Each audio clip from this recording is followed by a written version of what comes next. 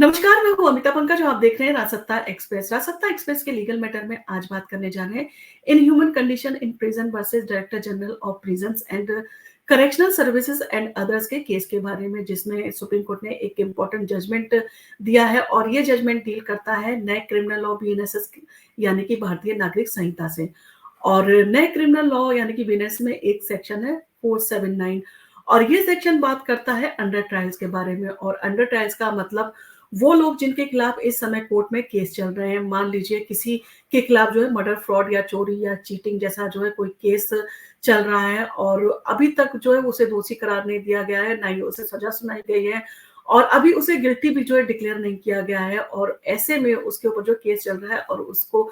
Jail के अंदर जो है वो बंद कर दिया जाता है और इन सारी चीज़ों के चलते उसे काफ़ी लंबा समय तक भी जो है जेल में रहना पड़ जाता है। और ऐसे लोग जिनके ऊपर अभी आरोप सिद्ध नहीं हुए हैं और फिर भी वो जेल में बंद करके जो है उन्हें रखा जाता है, उसे अंडर ट्रायल जो है वो कहा जाता है। और इंडिया में एक बड़ी समस्या जो है ये सारी चीज़ों के ऊपर जो है बनती जा रही है। लोगों के खिलाफ काफ़ी लंबे लंबे टाइम तक जो है वो केसेस चलते रहते हैं और लोगों को कभी 4 साल, 5 साल, 10 साल, 15 साल भी जो है ऐसे केसेस के चलते जो है जेल में रहना पड़ जाता है।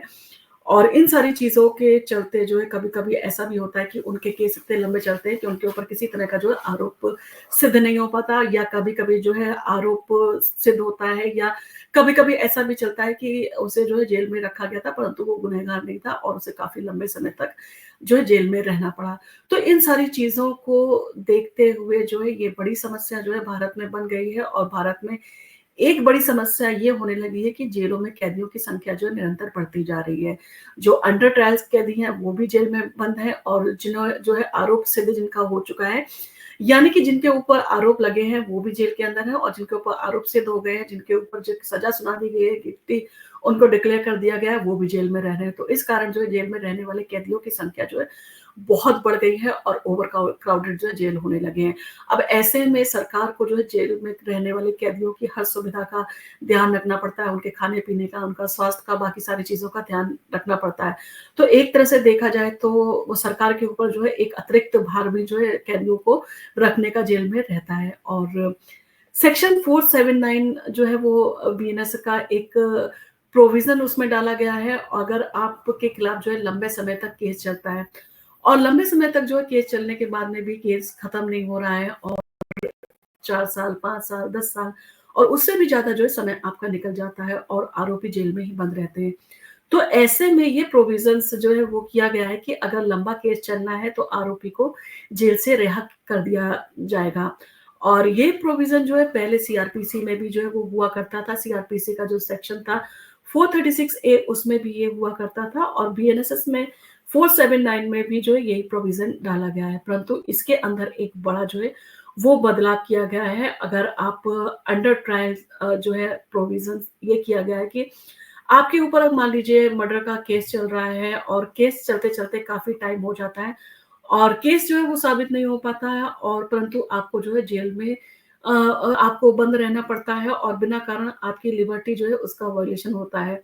और इस सारी चीज़ों को देखते हुए सीआरपीसी का सेक्शन 436 ए कहता था कि ऐसे में जब आपके ऊपर काफ़ी लंबा केस चल रहा है तो ऐसे में आपको जो है वो रिहा किया जा सकता है और आपके खिलाफ जो केस चल रहा है उसका 1 हाफ पनिशमेंट आप जेल में अगर काट चुके हैं तो आपको ज़मानत पर रिहा किया जा सकता है।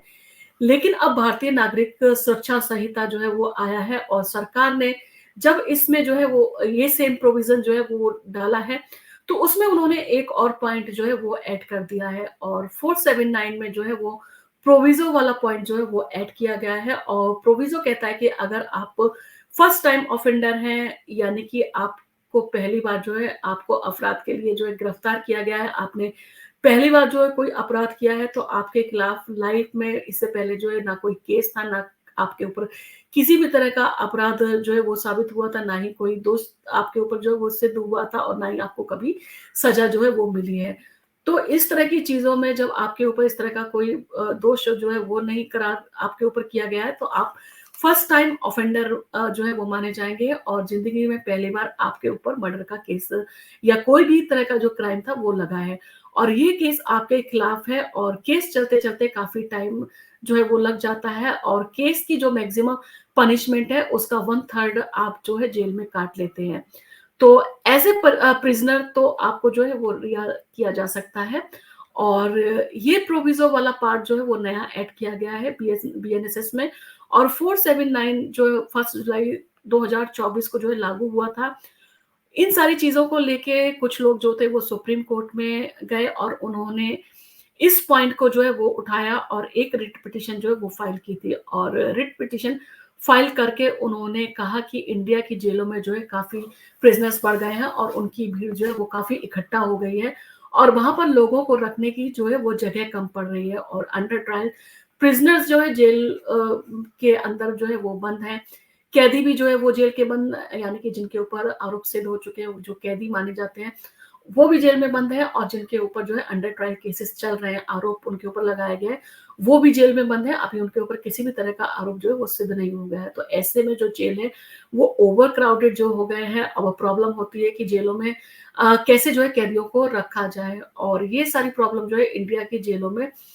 इससे जो है वो कैसे सॉल्व किया जा सकता है, इन सारी चीजों के ऊपर जब सुप्रीम कोर्ट ने पूछा, और सुप्रीम कोर्ट को भी जो लगा कि अगर ये लोग रिट पिटिशन इन्होंने फाइल किया तो इसको सुना जाना चाहिए, और उन्होंने सजेशन भी माना और सुप्रीम कोर्ट ने पूछा कि बताओ कैसे इसे जो है सॉल्व किया जा सकता है। इस पर जवाब मिला कि बीएनएसएस 1 जुलाई 2024 को लागू होना जो है वो स्टार्ट हुआ है। और 1 जुलाई से तो सुप्रीम कोर्ट ये जो है वो सजेशन दिया गया सुप्रीम कोर्ट को कि 1 जुलाई से पहले के भी जो जितने भी अंडर ट्रायल्स जो है वो केस चल रहे हैं जिन कैदियों के ऊपर, और जिन कैदियों ने जो है 1/3 ऑलरेडी जो है उन्होंने पनिशमेंट अपना पूरा कर लिया है जेल के अंदर, तो हम उन्हें जो है वो रिलीज करना स्टार्ट कर देना चाहिए। और उन्हें रिलीज करना स्टार्ट कर दें तो इससे जो है बहुत सारे लोग जो है जेल से बाहर आ जाएंगे और जेलों में जो ओवर क्राउडेड प्रॉब्लम है वो भी जो शॉर्ट हो जाएगी। किसी लॉ को जो है वो अगर बैकडेट में कहते हैं रेट्रोस्पेक्टिव जो, यानी कि रेट्रोस्पेक्टिव अगर लागू किया जाता है तो उसके लिए जो है वो गवर्नमेंट की परमिशन लेनी जो है वो आवश्यक होती है। और इस पर सुप्रीम कोर्ट ने जो है वो केंद्र सरकार को जो है वो उसको लिखकर जवाब मांगा कि क्या बीएनएस के सेक्शन 479 को रेट्रोस्पेक्टिवली जो है वो लागू किया जा सकता है। और सुप्रीम कोर्ट ने जब केंद्र सरकार से इस पर जवाब मांगा तो सुप्रीम कोर्ट को जो है वो केंद्र सरकार की तरफ से जो है जवाब मिला कि हाँ, ऐसा जो है वो कर सकते हैं और जेलों में ओवर क्राउडिंग जो प्रॉब्लम है वो इस कारण से जो है वो शॉर्ट हो सकती है। और 479 को जो है वो रेट्रोस्पेक्टिवली जो है वो लागू करना जो है वो स्टार्ट कर देना चाहिए। और इन सारी चीजों में के बाद में जो है सुप्रीम कोर्ट ने आदेश दिया कि इस सेक्शन को जो है रेट्रोस्पेक्टिवली जो है इसे लागू करने का आदेश जेलों में दिया जाना चाहिए, यानी कि जो पहले से कैदी बंद है उनके ऊपर भी इसको जो है लागू किया जाएगा। और जेलों में जितने जेलर हैं, सुपरिटेंडेंट हैं, उन सबको जो है ऑर्डर करके ये आदेश दिया गया था। और ऐसे आरोपियों को जो अपने पनिशमेंट का 1/3 जो है वो पूरा कर चुके हैं, उन्हें रिलीज करने जो है वो स्टार्ट कर देना चाहिए। और इंडिया के जो प्रिजन्स की समस्या जो वो आ रही है तो वो भी सॉल्व हो जाएगी। और सुप्रीम कोर्ट ने आदेश दिया था कि 3 मंथ्स के अंदर, यानी कि 3 मंथ्स के अंदर जो है ये प्रोसेस पूरा हो जाना चाहिए। और अगले 2 महीने में जो है एक रिपोर्ट बना के जो है जो राज्य सरकार है और जो यूनियन टेरिटरी है उनको इन सारी चीजों के ऊपर जो है वो रिपोर्ट बना के जो है वो सबमिट करनी चाहिए, जिसमें वो बताएंगे कि उन्होंने अंडर ट्रायल कितने कैदियों को जो है वो छोड़ा है। और इन सारी चीजों के ऊपर जो है डिटेल एक उनको रिपोर्ट बनाकर देनी है। लेकिन अब हुआ क्या, इन सारी चीजों के आदेश के बावजूद, यानी कि केंद्र सरकार ने इसकी मंजूरी दे दी और सुप्रीम कोर्ट ने सारे स्टेट्स को और यूनियन टेरिटरी को इसका आदेश दे दिया, और उन सारी चीजों के बाद भी जो है वो इन सारी चीजों को एप्लीकेबल नहीं किया गया। और सुप्रीम कोर्ट ने जो है ऑर्डर जो है ऑलरेडी पास कर दिया था और रिपोर्ट भी मांगी थी, लेकिन अभी 22 अक्टूबर को सुप्रीम कोर्ट ने जो है वो रियलाइज किया कि इन सारी चीजों के ऊपर इस तरह के जो है वो कोई भी एक्शन जो है नहीं लिए गए हैं और जेलों में ऐसा जो है वो किया नहीं गया है। और इंडिया के अलग अलग राज्यों से, यूनियन टेरिटरी से जो रिपोर्ट मांगी गई थी वो रिपोर्ट भी जो है वो नहीं सबमिट की गई। और सुप्रीम कोर्ट ने कहा कि अगर ऐसा कर रहे हैं तो ये आर्टिकल 21 का जो है वो वायलेशन है, और आर्टिकल 21 कॉन्स्टिट्यूशन ऑफ इंडिया का इस तरह से जो है प्रॉपर आप वायलेशन कर रहे हैं, जिसके कारण अंडर ट्रायल प्रिजनर्स को जो है वो छोड़ा जाना चाहिए था, परंतु वो जेल के अंदर बंद है। और आपकी लेथार्जी की वजह से जो है उस व्यक्ति के आर्टिकल 21 का जो है वो जो अधिकार था उसका जो है वायलेशन आप कर रहे हैं। और सुप्रीम कोर्ट ने जो है वो ये सारी चीजें देखी कि भारत के 36 स्टेट्स और 9 यूनियन टेरिटरी में से 19 ऐसे स्टेट्स थे और यूनियन टेरिटरी थे जिन्होंने रिपोर्ट जो है सबमिट की, और उन्होंने कितने प्रिजन्स को यहाँ से छोड़ दिया है, तो ये सारी चीजें उसमें बताई थी। और आंध्र प्रदेश जो है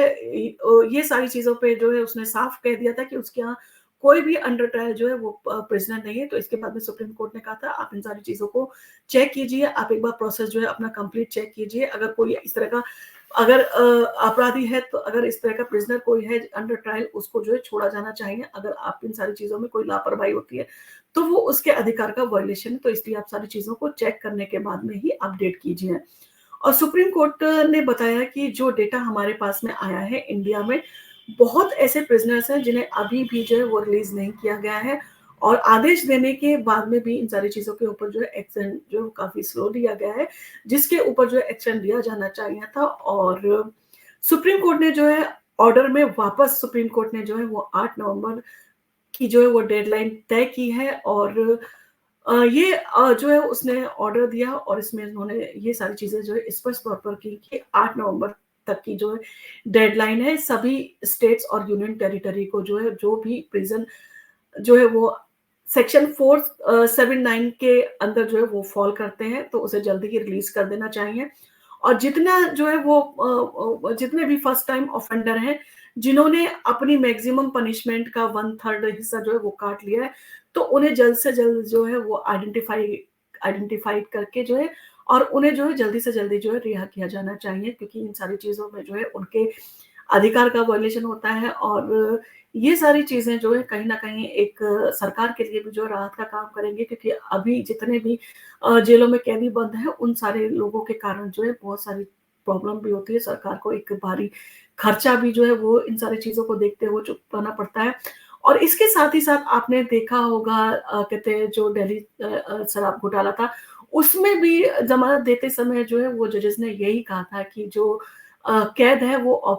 एक्सेप्शन है, और हर किसी को जो है आजाद रहने का अधिकार है, और उसे जो है आजाद जो है वो रखा जाना चाहिए। अगर आप किसी भी चीजों में, हर केस में जो है वो बेल का ऑप्शन होता है, और अगर आपको लगता है कि किसी को अननेसेसरली जो है वो कैद नहीं रखना चाहिए, यानी कि अगर उसके ऊपर चार्जेस फ्रेम हो गए हैं और उसके ऊपर जो है ट्रायल अगर स्टार्ट नहीं हो पाया है किसी कारणवश, जो है वो सारी चीजों पर जो है वो पेंडिंग है, तो ऐसे केसेस में ऐसे जो है वो जितने भी कैदी हैं उनको रिलीज कर देना चाहिए, क्योंकि ये उनका फंडामेंटल राइट है और किसी को भी जो है उसकी आजादी से वंचित नहीं किया जा सकता। आपको इन सारी चीजों के बारे में क्या कहना है? आपको क्या लगता है ये डिसीजन जो है सुप्रीम कोर्ट का कैसा है? और ये जो है आने वाले समय में जो है कैदियों के लिए एक राहत का जो है वो काम करेगा? और आपका इन सारी चीज़ों के ऊपर क्या कहना है? क्या आपको लगता है कि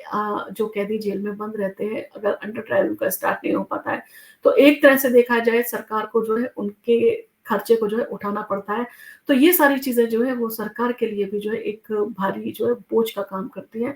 और इन सारी चीज़ों को जो है रोका जा सकता है। और ये जो है काफ़ी अच्छा जो है डिसीजन है सुप्रीम कोर्ट का। अगर ये आने वाले समय में अगर इसको सही से एप्लीकेबल किया जाता है, तो जेलों में जो बहुत सारे कैदी बंद हैं उनको रिहाई मिलेगी और उनको एक राहत मिलेगी। आपको अगर हमारा वीडियो पसंद आया तो आप इसको लाइक कीजिए, शेयर कीजिए, सब्सक्राइब कीजिए। हम आपके लिए